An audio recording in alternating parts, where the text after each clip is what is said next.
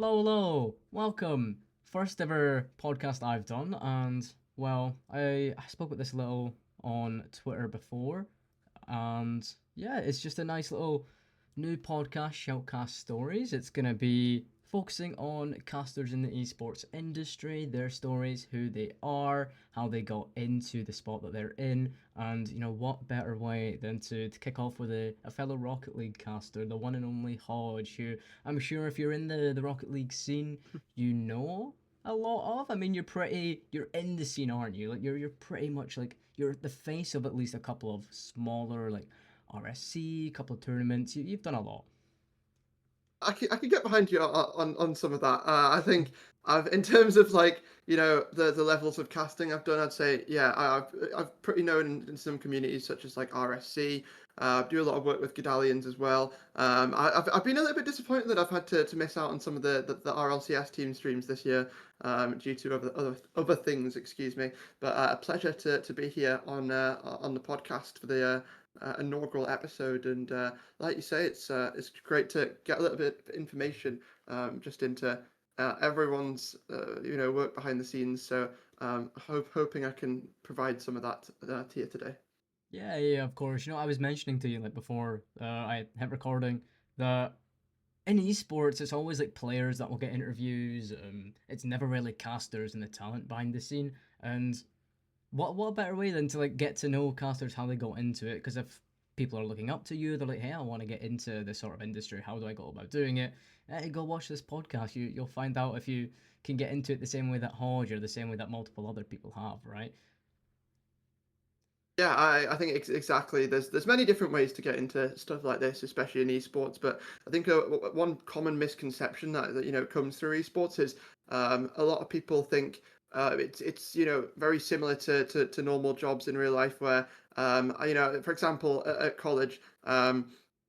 I'm on an esports course at college, and Mm-hmm. there's this one kid that came up to me and he said, "By the end of this course, I want to, be a pro player." And I'm thinking, while you can obviously put in the work outside and on your home at home on your PC and get that far, it's not necessarily just going to come from finishing a course and getting like a Mm-hmm. job instantly like that. Whereas in esports, it's a lot of just about like building things up gradually. Making connections, and it's the same with that in casting. You build up gradually from not really knowing how to do anything to meeting people, casting with people, building connections across multiple different organizations and productions, and rising up through the ranks hopefully as well when opportunities do arise. So yeah, I think there's many different ways to get into it, but in casting, it's I guess there's many different ways you can get into it in casting as well. But the main thing, I guess, is just starting small, building from the ground up, and I think that's what I've done throughout my. I don't want to say career because I feel Mm. like I've like not it's a weird setting where I feel like I've not really had much of a career in Yeah, yeah, casting, yeah. but you get the point. Yeah. Yeah, do you know? I'm in like the same boat as you. I'm also like an esport student, so it's like I get the same thing of like, oh, people run into the course. I'm gonna be a pro player when I leave here in 3 years' time, and it's like, yeah, I don't want to burst your bubble, but Yeah. I mean, yeah, I don't know if this course for 3 years is gonna make you a professional, like Fortnite or I don't know Mhm. Siege or anything like that. But yeah, no, a big thing actually. Obviously, you mentioned esports student. I am as well, right? Yeah. How are you finding that? Because in my situation, I'm sure it's gonna different to yours drastically because it's such like it's a new industry, it's a new niche, especially like for a university or a college course. Like the industry is so brand new and there's already like college courses about it. So I'm sure that your experience is 10 times different than mine. Yeah, I mean, thankfully my webcam's focused back in again. There we go. But but yeah, no, I'm going into my second year of the course next year, and I found it pretty good so far. I think it's more what I expected. Obviously, I wasn't going in with the idea that I was going to become a pro caster or a pro gamer at the end of it. I think it was more of a case of didn't really know what I wanted to do, so just decided to do something that I enjoyed, and it's worked out pretty well. I mean, it's ended up helping me get a job at the same time. So and I'll maybe dive into that a little bit later. But no, in terms of what you learn, it's more of seems to be more of the, like the business side behind esports, and it's essentially it feels like a business course. As someone who did Yeah, business yeah, yeah. beforehand, feels like a business course, but just on the side of like esports and the technical digital industry. So Mhm. yeah, pretty cool, pretty Yeah, cool. it's like a business course that have like that has gaming woven into it, right? Like I've had so many people come up to Yeah, me and be like, "Oh, you do esports? Do you just sit and play games?" And it's like only if yeah. we Are got you a to. That'd be a Sano? very easy course. That'd be so easy if I just sat there and played Rocket League every 3 days out of the week. That'd be great. But no, it's like a Yeah, business course with like gaming woven into it, which is kind of cool because like you come to appreciate how like events are run, right? That's like my big thing is I love the business side. I love running events. I love hearing how events are run, and this is yeah. like it's just the course is so tailored into that. It's kind of interesting to see that that's sort of an education. That's the education sort of outlook on esports. It's all the business. It's all the I don't know if you get it as well, but like health and like fitness. Yeah. Mm, I think a lot of it is how all these different elements that people don't necessarily, relate to esports can impact, you know, it as a scene, and also the players who, for example, play it. Us who obviously cast it, and like you talked about health and fitness there. Mental health, mental well-being as well. Sleep, eating healthy. All of it has impact, and you see now with certain esports teams, you've got teams picking up performance coaches and stuff like that, all to help build that. And I think it's starting to get more recognition that side of esports. But yeah, I very much agree. I'm also very very sort of interested in the esports business side of things mm. and how things all run behind the scenes, because typically people, like you say, just associate it with just playing games, and it's a lot more than that, and I think that's starting to catch on in recent years. Yeah, yeah, of course. Right, a couple of let's dive into about you specifically. Obviously a little bit like shouldn't as well, but you cast Rocket League. We mentioned it a little bit, I but do. Apex Legends as well. I mean, both those games Yep. they're very different. They are complete two ends of the spectrum. Apex and Rocket League, you couldn't get more further from each other in terms of like in the game genres. So Yeah. I'm curious because I do the same like Rocket League and Siege, right? But how does it to you? How do both of those compare, Apex and Rocket League? They don't. Yeah, yeah. I feel like with Rocket League, no matter how, no matter what you come from, if you've come from a different game, it's going to be a completely like polar opposite genre, because Rocket Mhm. League is so different.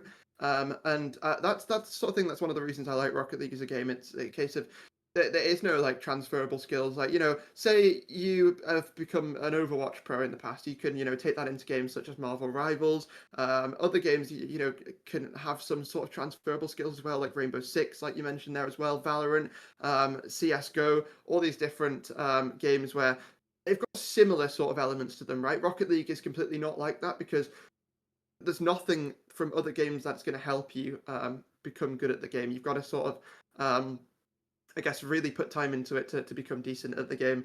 And I mean, unless you're just completely gifted, but that's certainly not what I was like. And I think that's what sort of pulled me towards it. It was just a very different game, but with Apex. I started out as a fan, and that's where my casting sort of started in Apex. It was as a fan, and then transferring over to more like, what, I enjoy listening to these people on the main broadcasts talk about this. I feel like I can do this as well, and add in my own little, I guess, um, my own version of it. Yeah, So your own yeah, little twist to it, I suppose. That's yeah, like it's kind of the same with me. Rocket League, I love it. It's the same sort of thing. It's a completely different game. And then like Siege, I'm such a big fan of that. And then all of a sudden, I was like, you know what? I'm just gonna try and I'll dip my toes in the waters of Siege and I'll see how I do compared to Rocket League. But yeah, they are like two different titles, and I think that is like you mentioned the great thing about Rocket League is how just unique it is, and the Rocket League community is also just incredible. I think it's probably the best like industry, or not industry, the best sort of community that I've seen casting wise. Like everyone is so kind. There's so many. I feel like it's one of the esports that has like a good amount of opportunities. Right? There's always yeah, one tournament. There's always one team stream just like lurking for a caster. yeah. I know definitely. There's always opportunities around, whether that be smaller tournaments, like I guess sort of smaller tournaments in the sense that it's more voluntary. Stuff like RSC. where you can really get stuck into casting every week, just for the fun of it. Then you've got stuff like, well, I'm doing work with Godalians at the minute on their RL Norway league that they've been sort of given broadcast rights for, and it's fun to work over that. I've done the first broadcast for that yesterday over like a 10-week sort of process, so we'll see how that goes. But then there's just, like you mentioned, when RLCS turns around at the start of each year, there's always those team streams. There's always those opportunities to sort of watch these smaller teams maybe make it up to the big leagues, and not just I guess from a caster standpoint get opportunities. Also, if you do it, the same team for a couple of events, you start to really become like attached to that team, and you want to see them succeed. You want to sort of cheer and root for them, and that's sort of the benefit of another benefit of this open format, which has come into our LCS over the past couple of years, right? I mean, previous back when we had like league play and everything, but things were pretty sort of closed off. And I guess since the open era in Rocket League, things have become a lot more open. You've had team streams, you've had more opportunities for casters to sort of get noticed. You've got massive creators such as Squishy, Garrett, doing these watch parties and watch partying all of these streams. So there's opportunities for casters to be sort of seen, and opportunities, excuse me, for them to grow as people, not just in the industry, but also outside of the industry, and like just as a person in general. I think casting's really helped me as a person, Mm. just sort of develop. And like with confidence and stuff, and yeah, I think casting in general, like I say, helped develop my confidence massively, and having that many opportunities in Rocket League to sort of fall back on, or just pick up for experience every now and again, is certainly a massive factor to that. Yeah, yeah, of course. Like mental health, right? You mentioned we, but like confidence wise, casting is just it's phenomenal to see like the difference in someone start of casting and then their end journey. It's like it's crazy. I remember myself my first ever cast. I don't know if you have the same sort of modules in your esport course, but like we done like a casting module. You had to like That's next year. Oh, okay. You'll be Yeah. looking forward to it. Yeah, we done that in our first year. So our first year, we had a casting module. You just had to cast over like a clip or something, and that's where I realized, oh, I actually really like casting. What is this? And I still like, to this day, I have like a card sat on my PC from my old lecturer who's like, "You're gonna go far in casting," and it's like it's Oh, great to see that that's like that's great.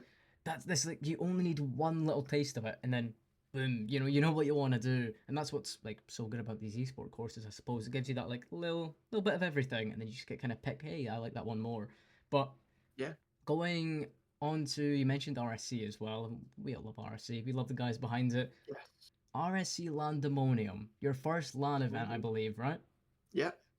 Oh, definitely. Oh. It was a fun event, and it was a chaotic event as well, Mm-hmm, because I didn't actually get, because of the age I was at the time, and the I guess how do I put it, the journey I had to go on to get to Landemonium. I couldn't stay for the whole thing, mm-hmm. but it was obviously voluntary, so they didn't really care, because obviously at a sort of paid cast LAN, if you just said, oh, I'm heading home halfway through the event, people would be like, well, you can't do that. But like no, it was all very like relaxed and laid back, but it was a good opportunity to pick up some experience in that LAN regard.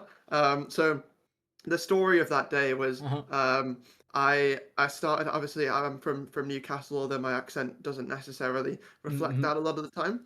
Got a train from Newcastle at about 6 o'clock in the morning, and went down to London King's Cross, and the Landemonium was at the Red Bull Gaming Sphere, which is a little bit of a train ride, but nothing too much. Mm-hmm. Got there, and it was a great casting experience. Got to cast with uh, lots of great co-workers in the industry, who I know from RSC. Casters like Pegasus. Sorry, Pegasus wasn't there. Excuse me. I'm just he's just in my mind for some reason. Yeah, he's Casters like always in your Rhino. mind. He's always there. We love Pegasus, but no, casters like Rhino. Casters such as RW Dragon and Daramus, who I hadn't necessarily heard of to great depth at the time, but Mm-hmm. now after working with casters like Daramus a little bit more, certainly up on top of the list of casters I enjoy working with really a lot. So um, it was a good experience, and also we had the bonus of getting to host and cast with Stumpy, the Oh, RLCS nice. caster, who Yeah. he was there just to turn up to the event and Mhm. have a look and see what was going on, support the community, the grassroots Rocket League scene. I know he's good friends with Archeon, the owner of RSC, so he turned up and his partner Anna, I think Yeah, I fiance think now so. Yeah, actually. yeah, I just wanted to make sure I didn't get that wrong, but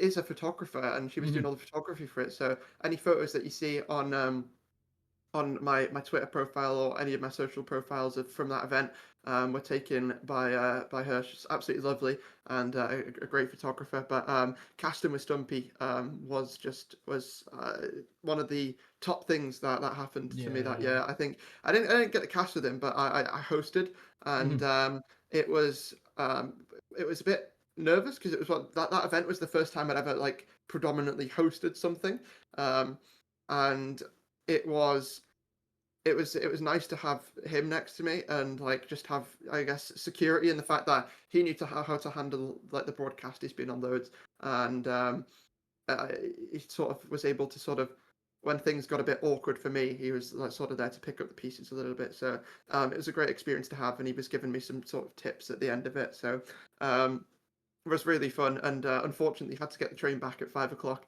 about halfway through the LAN, because it was all in one day, and Mhm. I had to get the last train back to Newcastle, so couldn't afford a hotel there at the time.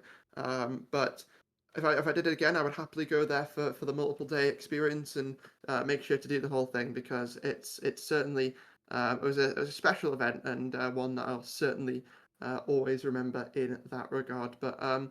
But yeah, I mean, the cool thing about that event was it was like exactly, I believe it was exactly 1 year since I'd done my official first cast, Ah, if you will. okay, So okay. it was great to see the sort of development journey I'd been on Mhm. since starting out with Apex. Yeah, that is crazy. First LAN experience, first time hosting, and then he's there, like a prominent sort of tier one. That's crazy. That's like such a it's a flex in the scene as well. Like, oh, I casted with him. That's well, didn't oh, yeah, I hosted with him. That's crazy. See, It's I can't quite yet say no lickery, no talk, but I can say mhm. no casted with Stumpy, no talk. It's okay. I can say it too. No, No, I no don't have an Wikipedia, no ego. talk. I Yeah, don't have no, an for ego. real. Oh man, yeah, Wikipedia pages are like, I don't know, they're used so much as like, hey, I'm a better caster than you, but I'm it's like, not no, I'm not really asked about them, to be honest. In really. my opinion, I think they used to mean something Hmm. in Rocket League, but I don't think, after the whole thing scandal where Scandal, people were yeah. paying people in Wikipedia points, it's really not a big thing, and I don't really care about it that much. So Hmm. um, I think, yeah, it's cool to have, but at the end of the day, they're quite common now, and I probably have enough points for it to have one, but it's not really top of my priority list. I just do it for fun. So, I don't think we're in an era of Rocket League now where having a Wikipedia page stands out and gets you all these opportunities. So, Hmm. it's nice to have. It's cool, but Yeah. end of the day, it is what it is. So. Yeah, it's not like it's not something you need. It's something that like I'd be like, hey, it'd be nice to have, throw it on the CV or something. I don't know. It'd be nice to just share it with people. Hey, here's all Oh the yeah, things I've done for Rocket League. There you go, and it's a credible sort of source. It's not just like, yeah. hey, take my word for it. I've done X, Y, and Z. Believe me, guys, believe me. But no, it's not. It's not needed, right? And that's like a big thing. At least like what I've experienced is like I wouldn't say I've got like a lot of experience. I've probably been casting maybe the same amount of time as you, a wee bit longer. I have no idea, but like I know I have the experience. I don't necessarily need it on a page to like get me the opportunities. You know, a lot of people rely on like, hey, I'm just gonna use this when it's credible. I'm gonna throw that into Gonna the link that Discord. Wikipedia page in there. Yeah, Be like, there you throw go. throw it in and hope I get a position because it's credible. But like at the end of the day, it's just a page. It's just a little couple bits of information about you. Your pretty photo, not really anything to. That's not really bragging, right? Is it? It's just a page. It's just that.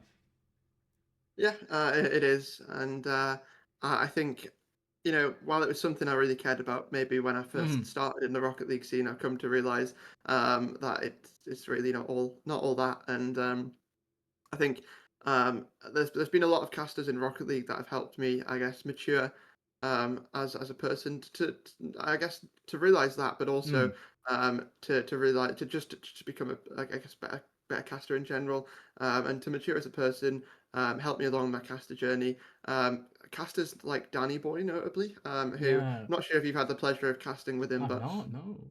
always was a fun one. I don't, he doesn't do that many casts anymore. He helps Mhm. out now and then, but for the most part, I think he's not as much of an active caster now, but always a fun cast with Danny. He makes it so much fun. And when I first joined RSC, which was my first ever Rocket League cast, he was one of the first people to invite me in and be like, "Hi, what's up?" And I mean, he's a caster that's, excuse me, no stranger to success in Rocket League. And Mm. I was just happy that he was able to sort of pass on some of that knowledge, help me out, and when I was first starting, and um, I guess recognize that I had some sort of potential in that regard. But yeah, I guess saying as it's you know a, a podcast about um, how people should maybe get started in esports. Do you want me to maybe explain Yeah. how I got into casting as a whole and Yeah. Go like for it. Yeah. Yeah. Yeah. Just the deep sort of dive beginning into story? it. Yeah. Yeah. Go. Okay, so I started casting Apex Legends. That was my first game, and my first ever cast was back in the summer of 2023, which was a couple of years ago now, about 2 years ago now. And don't know the exact date, but essentially, there was, I think, I'm trying to remember what it was. I'd just been to my first ever LAN. It was an Apex LAN. It was the ALGS Split One playoffs back in 2023.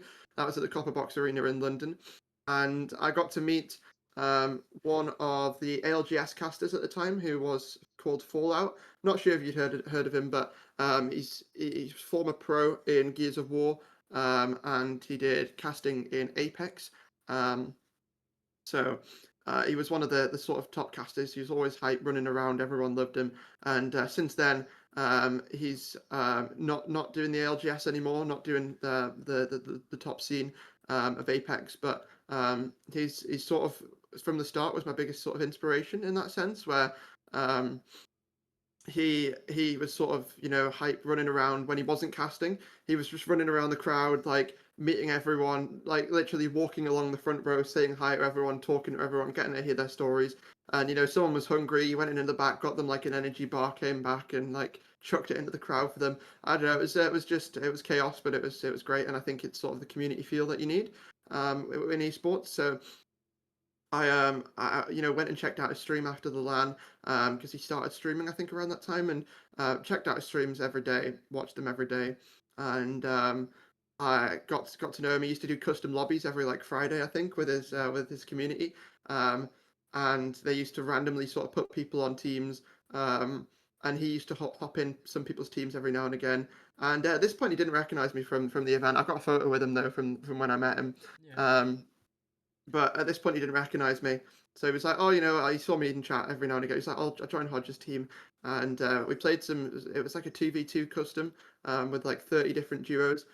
We didn't do that well in the custom, but after we died, he always used to do this thing where he'd give the person he was like playing with the opportunity to cast alongside him, and like for the rest of the game. So I would cast with him for the rest of that game, and it might have been like I might have been really bad, but it was a lot of fun, and I still Mm. remember the exact place on the Apex Legends map Storm Point that final circle happened, and I cast my first ever Apex game. So that was an experience, and I guess if anything, that was sort of the driving force in me wanting to I guess continue to pursue casting that end game, and since then I just started I guess picking up casts gradually, but it all started obviously with that cast, and then after that I think it was some of the people I'd met at that LAN event.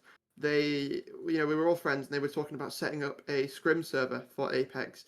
And um, if anyone watching, I don't know how familiar you are with Apex and this yourself as well, Lucky Yeah. Spec, but Yeah. scrims in Apex are essentially like the holy grail of getting into casting. Scrims are like where you practice, which sounds silly because in most esports it's like scrims happen, they don't get streamed, they don't get casted, whatever. Yeah, But yeah, yeah. in Apex, it's like everyone in the tier 2 and 3 scene is playing scrims every single day in massive lobbies. Sometimes they get casted, but I feel that, mostly there isn't really a path to pro in Apex casting right now. But that was sort of my path to not pro, but where I am now. Scrims casting in Apex, and unfortunately in Apex, a lot of the tournaments back when I was coming up used to happen in NA. A lot of it is Europe now, and Europe's sort of risen up a little bit since then. But NA was really where it all happened back then, and I meant I had to cast at like one to 4 in the morning. So Mm-hmm. it was a journey, but we got it, and essentially, I know I've sort of skipped a few beats here, but those people I met at that LAN were thinking of setting up an Apex Scrim server. So they set up an Apex Scrim server, and they asked me if I wanted to hop on and do some casting with them. Mm. So I originally started out just by sort of co-casting with the owner guy, and realized that I was like, oh, this is pretty fun. And I did that for. I've got the exact date in my. I will actually get the exact date up because I've got like a portfolio of all the casts I've done. Mm-hmm. Um, but I did that for since from October 2023 to May 2024. Right, Um, okay, a long time. and yeah, it was just, I mean, it wasn't the only cast I did, obviously, but Mm-hmm. that was sort of the foundation, and I wanted to keep doing it, um, like, as long as I could, essentially. But in the end, they sort of kept pushing the times later and later, and I just couldn't do it anymore, so I ended up leaving. Yeah. Excuse me, but yeah, that was sort of my start casting in general. That Scrim server, and it was called Trinity Apex Scrim. Shout out Pask, shout out Miro, shout out Raz, three owners of that server who all really built a community from the ground up there. And while they don't own the server anymore, it has transitioned and rebranded into Three Peaks Esports Scrims, I think, Mm-hmm. under new ownership. I think that was still, a good, a really important part of my casting journey. And since then, I've done a load of different events, such as the Apex Rising, such as Octane Collegiate, which is the like official like top collegiate scene in Apex. Got to Mm. cast their championship finals, which was really cool. And other events like I do now, like the Apex Legends Summit, which is more in the sort of present day. So um, loads of different events, but the coolest one I've done actually, which I might as well talk about for a bit here, Mm-hmm. is the Apex Legends Summit, and that was Yeah. an event that was organized by Fallout. It was a charity tournament, charity pro-am event, where essentially they'd get one pro player, one content creator, and one casual player who'd like never played competitive before, and get them all teamed up on the same team. Um, and you would just essentially it was just a massive like weekend tournament.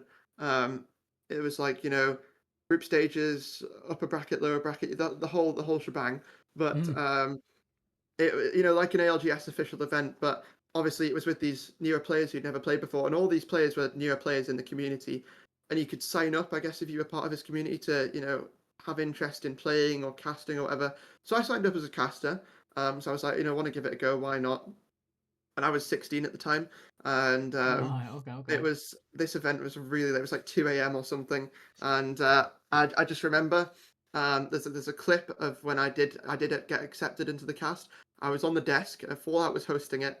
I was casting it, and there was someone else as well, and he thought I was like 19 or something. I was like, no, I'm 16, and I remember the shock on their face. The VOD's actually Yeah. still up, but that event was as a whole it was great because we raised about 31 grand for Red, an amazing charity, Nice. Yeah. um, in the fight against AIDS. But I think as a whole, it was so good to get experience, with that event because not just on the casting side of things, but also on the production side of things, seeing how a production runs. Massive shout out to BMIC here, the producer of the event, and he's such a great producer, such a great guy. But he essentially had Discord crash, Discord just crashed in the middle of the production, in the middle of the grand finals, match point Uh-huh. finals production. Discord just crashed, and I remember the panic and I guess of everything, trying to get it all sorted out, trying to get it all um, sort of refreshed and set up for the next game. Mm. And none of the teams could get in their VCs. The comms weren't working. Production wasn't working because the casters couldn't get in the Discord VCs. Um, and it was just absolute chaos, to be completely honest with you. But yeah, it was just interesting to see how things got fixed, how things were able to be sorted, and how absolutely fiery production can get sometimes. So happy I'm not on the production side of things, but no, it was just great to see the sort of esports experience as a whole with that one. And Yeah. the Apex Rising tournament was sort of the first official tournament cast I did outside of obviously those scrims. So Mm. it was really great to get involved with that. But yeah, I guess after that, I kind of wanted to get into Rocket League, so Mm. I went into. Do you want me to talk about that as well? Yeah, yeah, go for it. The floor is yours. So with Rocket League, it was more of a newer game that I got into, in a sense of I had only just started playing the game like more frequently then. So how I actually got into Rocket League was through the 2023 World Championship. I heard about this is actually pretty cool. I heard Mm. about Zen's story like Right, after okay. winning the Boston Major Mm. and rising up. He was about to complete this perfect split and go to Worlds and win it. Watched the whole of Worlds. After not watching Rocket League pretty much at all. Yeah. Um, and I mean, I had nothing to do that summer. I was really bored, didn't really go out. So I just sat and watched Worlds, and it was such a great event. Um, and I think that's still my favorite World Championship, even after going back and watching all of the lands prior to it, like the VODs and everything. Um, but that World Championship, it really got me into the game, and I wanted to cast it. I was like, I really want to have a go at casting this and Mm. seeing what I can do, but I didn't really have any game knowledge. So I went and got on Rocket League, got on the rank grind, and I was like, if I want to cast this, I want to have some sort of understanding on what I'm doing. Yeah, So of I course, got yeah. to in the World Championship was August 2023. I got to the new year of 2024, and I had asked in an Apex Legends server if anyone, like a casting server, if anyone knew anyone in the Rocket League scene who was looking for casters, and this guy put me in contact with Archeon, Right, okay. and that's how I joined RSC. So everyone goes, Ooh. how did you join RSC as a someone who didn't really play at all, didn't really cast beforehand, and I mean that was my contact through Apex Legends. So it's a bit of a weird path into Rocket League, but Yeah. essentially my first ever cast for Rocket League was a 1v1 monthly tournament for RSC when they used to host them, and it was Smashy. I forgot who he was playing against in the grand final, but it was just Mm. a solo cast, so the pressure was off a little bit, but in a way it felt like it was on because I had no one to fall back on, a sense, and a co-caster, so I knew nothing of what I was talking about at all. Right, But it yeah. was nice. It was nice because after the 1v1, and I'll always remember this, Smashy came into the chat and he was like, oh, great cast. Well done. And then Smashy's someone I've cast over plenty of times since then, top player in the RLCS and also in the 1v1 scene. But it was nice to have people in the production side of things who also knew what they were doing. Morv was producing, and he's done a lot of different productions. Doesn't do it anymore, but I mean, he knows a thing or two about winning RSC trophies as well. Mm. It's got three of them to his name. So, The but hat no, trick. it's yeah, the hat trick. But no, it's been great to see I guess my evolution of RSC from joining it as a caster, having no idea what I was doing, being I guess consider I don't want to have come in with an ego, but I think people would put me as like high up on the list of RSC casters at this point. Yeah, Um, yeah, yeah. in terms of like how long I've been around in the scene, I kind of feel like I'm one of the older casters who've been around now, and in terms of like how long I've been there, and it's now transitioning to where I'm going to be playing my first ever season this season as well. Mm, So yeah, you'll get to mid cast over tier. me when you do some Ooh. RSC casts as well. So I'm going to be in the academy division, and Mhm. yeah, we'll see how it goes. We'll see how it goes. So it's great. But overall, to get involved with RLCS team streams so quickly, it was absolutely great. I remember, going back, I'm just getting my sort of casting portfolio up on my Yeah, other yeah, yeah, of monitor as well, course. just to maybe see where I went with that. But going back, my first ever team stream was, if I can find it, I believe It was the Brave team stream. Yeah, Brave, one of the franchises in RSC, and we had a cool little team stream over there for RLCS. And I'm annoyed I haven't got to do any this season because I Mhm. really enjoy RLCS team streams, but I had college get in the way a little bit. Finish at 4:30 on a Friday, and obviously that's when all the team streams start up really. Yeah, So yeah. unfortunately haven't been able to do that. But yeah, a lot of my casts have come from RSC, now starting to come from Gedalians as well. And I did a really cool cast with Danny Boy where I casted. I was one of the team streams for Salt Mine 4, Ah, okay. with that whole 1v1 scene. So Mhm. I've been around the Rocket League scene for a while now. Just getting to I guess um, hop into all these different productions, all these different broadcasts, and have some fun. So yeah, it's great, and I enjoy it. I enjoy it so much. Just getting to see all this different gameplay, getting to cast all this different gameplay, but two, just getting to meet people, more connections. Um, Obviously in the Rocket League world with different casters, and getting opportunities out of that, such as obviously the Landemonium, um, Yeah, yeah. but then also just getting to make more friends from it as well. In RSC mainly, but obviously friends in the community as a whole. But it's been great, honestly, and getting into Rocket League was one of the most out of comfort zone things I did, but probably one of the best things I did as well. Because I Mhm. think I was like gold when I first joined the server. Right, Now okay, okay. I'm peaking champ 2 now, so we're Oh, getting he's there. getting But there. he's getting there. Maybe we'll be in the master tier one day. But Yeah, but maybe, no, it maybe. that's essentially my casting sort of journey. Mhm. And yeah, it's probably one of the best things I ever did. Like I said, for my confidence as well. Mm. Um, and it helped me get a job as well. So massive thanks to casting in life.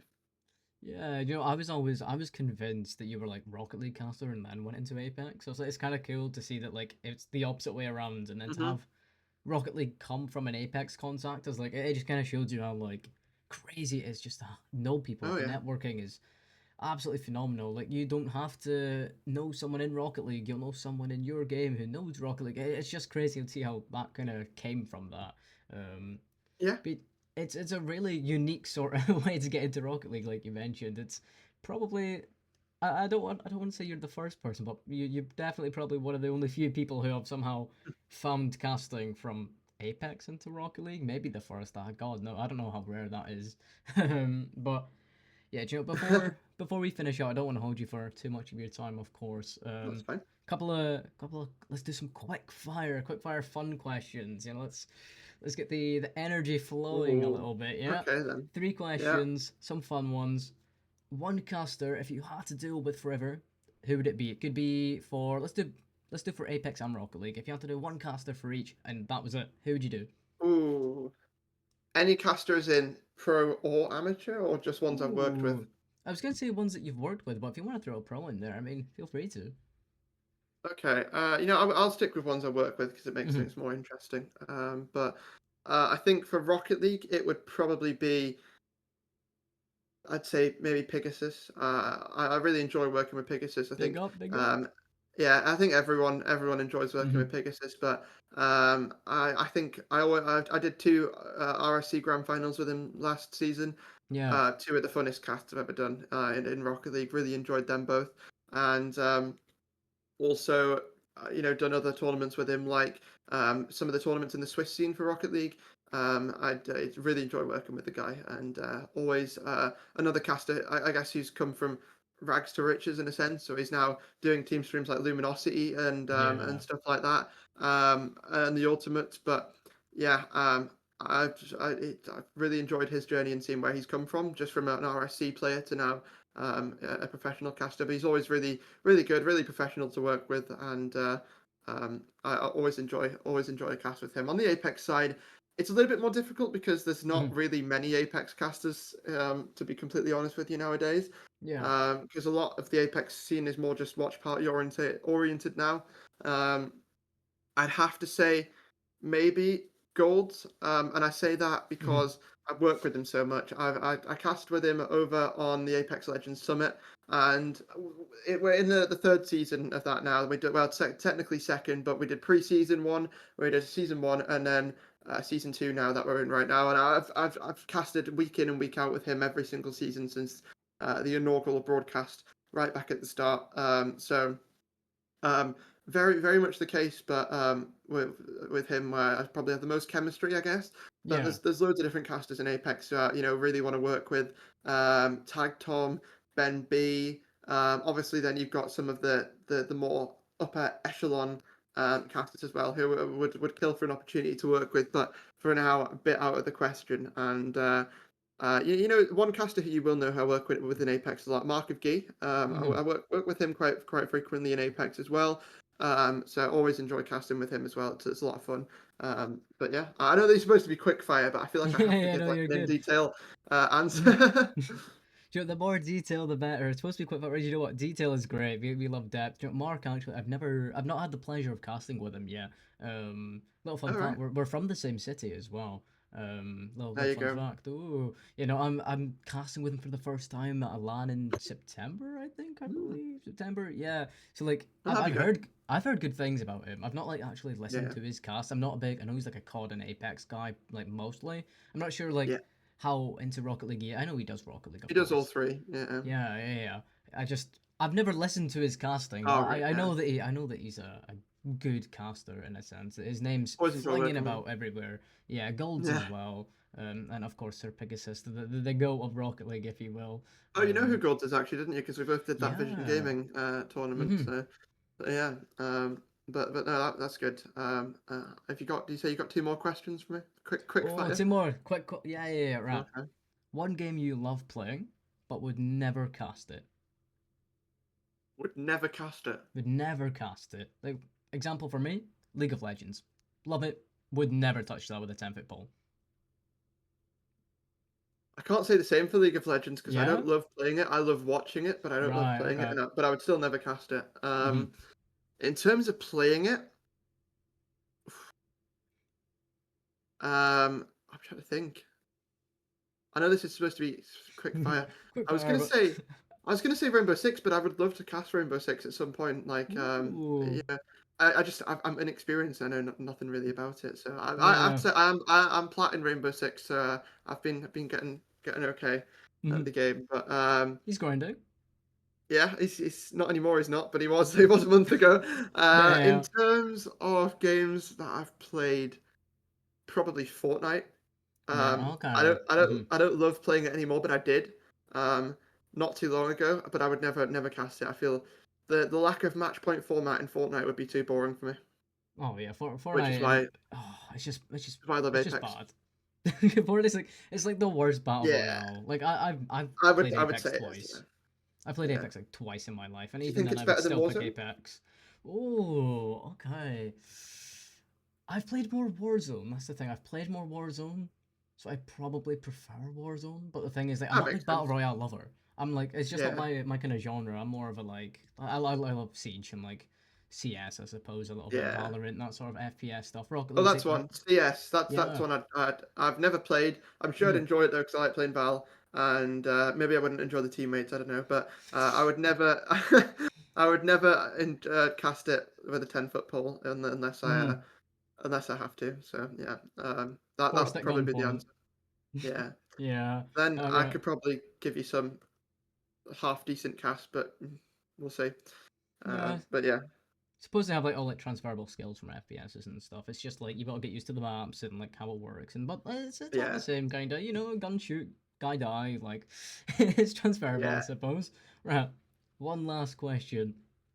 It's not more so a question. It's more so like it's a deep dive, but like I don't know. It's a random question, I'm right? here for it. Pre-cast ritual. What do you do before you cast? I know everyone has their own thing. They'll sit down, they'll do something before they cast. Do you have a pre-cast ritual? Do you do anything? This is quite a funny one because I made a Mm-hmm. tweet about this not too long ago. Oh, okay. I'm waiting Um, there. I actually, to get the voice going to the point where I'm not stuttering over every Mm-hmm. word, I sing Taylor Swift songs. Um, Oh. yeah, I sit in Rocket League training and scream Taylor Swift songs. So proper Swifty. It annoys a Mm-hmm. lot of people on Twitter, probably.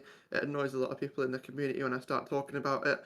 But yeah, I made a tier list of songs to sing before a cast, and yeah, it's a lot of fun. So I can give you the top five Taylor Swift songs to Oh, go for it, go scream to for if you it. want. Yeah, let me hear Um, them. okay, well, I was going to say saw you listening to Taylor Swift at the gym I earlier, so was, I maybe you was. can get on board with this. Mm-hmm. But before a cast, all too well 10-minute version because it's 10 minutes long. So Okay. Gets gotta the voice get warming the up. yeah. I was gonna say Mm-hmm. gets the voice warmed up. You've got to sort of dance around the words a little bit in a sense of like not tripping up on yourself and getting Mm-hmm. mispronouncing everything. Um, then I'd probably go for style. It's just a vibe. Oh, It's it just a vibe. is. It's a Um, classic. it is. It's just a vibe. Gotta love style. And then I'd probably go for something like um, oh, let's see. I've got Spotify up right now. Mm-hmm. Uh, I'd probably go for something like "How Did It End," just because Okay. it's quite a lyrically beautiful song in the sense that once again, there's a load of like complex words that you've got to try and pronounce and Yeah. like not slip up on. And obviously, when you're casting, you've got a lot of complex words that I often say that I'm trying not to slip up on. So Mm-hmm. it helps quite a lot with that. Um, so that's I guess the top three Taylor songs, and then I'm gonna shift over to some just different songs in general that I'd like to sing before I cast, and Yep. that would probably be um, I guess maybe Von Dutch by Charlie XCX purely Oh, because it's just fast, yeah. it gets you going, It's such a good gets the song. rhythm going, and you've got to keep talking. So Mm-hmm. yeah, and then the final one would probably be oh maybe Juno by Sabrina Carpenter, just because it's Oh, like such a so good. vibe. It's a It's so vibe. It's a good. vibe. It's a vibe. It is a vibe. But yeah, Mm-hmm. that's probably the top five pre-cast ritual songs. Other than that, it's literally have a jug of juice on the desk next to me I've in seen case that things jug of get. juice. Yeah, Oh, it's a that's famous jug of massive. juice. But yeah, it's essentially just there in case we get a really stalled out break Mm-hmm. or saying like RSC playoffs where I've got three casts back to back to back, or something along those lines. So yeah, that's the precast Yeah. ritual. Um, gotta love the Swifties. It's an interesting ritual, but you know what? It's a good one. All I songs, had people relating bangers. to me on that tweet. Really, really. I'm not Yeah, like I get it though. I get the whole like let's belt out these words and hopefully I can belt out some like belters on cast, if you will. But like exactly. yeah, you know, it's interesting. I think it's quite unique. And Taylor Swift and Sabrina Carpenter, Charlie XCX, all bangers, all really good. So I can Yeah. get behind that. I might have to take a page out of your book and try that before my next cast. I might have to belt Gino as loud as I possibly can and get a noise complaint, I suppose.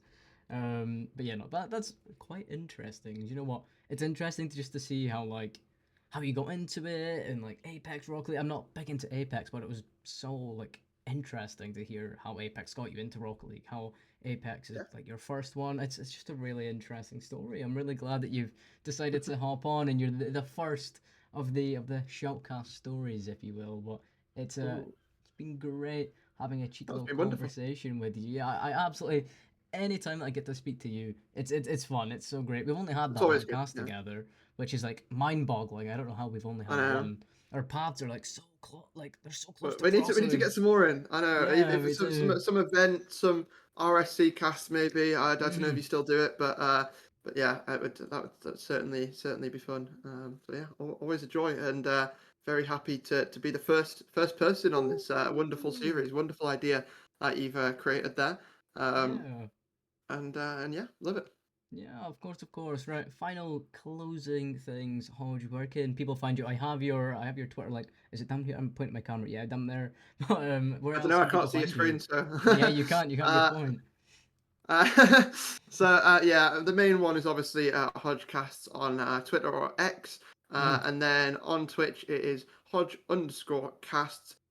That's pretty much it for the time being. To be honest, my social sort of outreach is quite limited. I Yeah. keep I've got a sort of a private Instagram. I use the other socials, but they're more so like private accounts rather than Yeah. public. So yeah, I guess the only two would probably be at HOJcast on X, and then HOJ_cast on Twitch. Also, I guess I do have a YouTube, which is just HOJcasts on YouTube. So don't post anything on there yet, but maybe there's plans in the future. Who knows? Maybe So yeah, soon, maybe soon. Hey, well, who thank knows? you very much for joining me, HOJ. It's been an absolute pleasure. I'm so excited to just get to learn to know more people. This is such a great idea, genius idea. Yeah, No, that's great. it's I wonder who came up with yeah, I know. it. Imagine that. Yeah, no, but thank you so much for coming on, being the first. Your time and your effort is very much appreciated. And well, for the podcast, hopefully, my aim is once a week to have a podcast put out there over onto my YouTube channel. So anyone who is listening, hopefully, if my goals are achieved, we should have one every week. So of course you can find it on the YouTube channel like I spec. You can find it on the Twitter as well like I spec. It's really not hard to find me, I suppose. But yeah, thank you so much for watching, and thank you, Hodge. Thank you very much.